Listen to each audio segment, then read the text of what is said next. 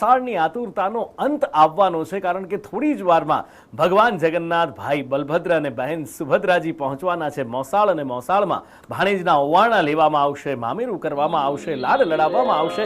બસ એને હવે ઘડીઓ ગણાઈ રહી છે. થોડી જ વારમાં રથ પહોંચી જશે. મુકેશભાઈ મારી સાથે છે. મુકેશભાઈ, બ્રેક પહેલા ભગવાન જગન્નાથની આંખોનું ખૂબ સુંદર વર્ણન કર્યું, પણ ભગવાન કૃષ્ણનું, જેનું સ્વરૂપ ભગવાન જગન્નાથ છે, ભગવાન કૃષ્ણનું આમ જુઓ તો આખું જીવન જ એક સંદેશ છે. ભગવાન છે, જાહો જલાલીથી જીવી શક્યા હોત, પણ હંમેશા દુઃખ, કારાગૃહમાં એક ભગવાનનો જન્મ, અને એના પછી દ્વારકા, યાદવા સ્થળી સુધી બધું જ આપણે જોયું છે. એક પારધીના હાથે એમનો અંત, એ વેદના, અને એમાં પણ જે એમનો પ્રાણ, જે એમના સખા, એ ગોપીઓ, અને કદાચ ઇન્દિરાજીએ લખ્યું છે ને કે માધવ, રાધાની વેદના તો દુનિયાએ જાણી, માધવની વેદના અજાણી. પણ જો એ માધવની વેદના વ્યક્ત કરવી હોય કદાચ બે કડીમાં, તો એવી રીતે કરી શકાય કે જોવું જ્યાં ગોમતીના નીર, ત્યાં મને યાદ આવે જમનાના નખરારા નીર. અદ્ભુત.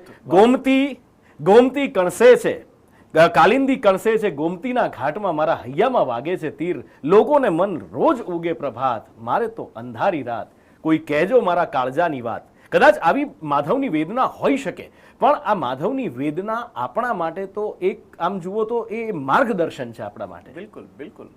કૃષ્ણ કહે છે કે વેદ વાંચવામાં તમને પુણ્ય નહીં મળે, પણ કોઈની જો વેદના વાંચશો ને તો તમને કદાચ એનો અર્થ સમજાશે. એ જ કૃષ્ણ પરમ તત્વ છે.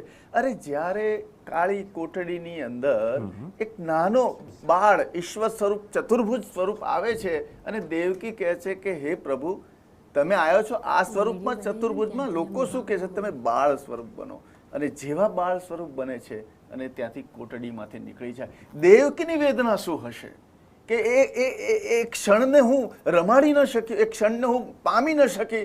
અને જ્યારે નંદ બાબા ત્યાં લઈને જાય છે, 11 વર્ષના લાડ કોડમાં આખું ગોકુળ ગાંડું ઘેલું થઈ ગયું. અરે એને ગોવાળીઓ ગાંડા ગેળા થઈ ગયા, ગાયો ગાંડી ગેલી થઈ ગઈ. અરે જ્યારે બધાએ એ કૃષ્ણ પ્રત્યે, કૃષ્ણ ન હોય તો વિરહની સરવાણી વહેતી હોય, નદીઓ વહેતી હોય આંસુઓથી, એવો કાનુડાએ જે પ્રેમ આપી દીધો ગોકુળમાં. ને 11 વર્ષની ઉંમરમાં અક્રૂરજી આવે અને મથુરા લઈ જાય, એ ગોકુળ વાસીઓની શું હશે? તો શું કૃષ્ણને પીડા નહીં થઈ હોય? એના સખાઓ, એની ગોપીઓ, એની સાથીદારો, એની વેદના કૃષ્ણ નહીં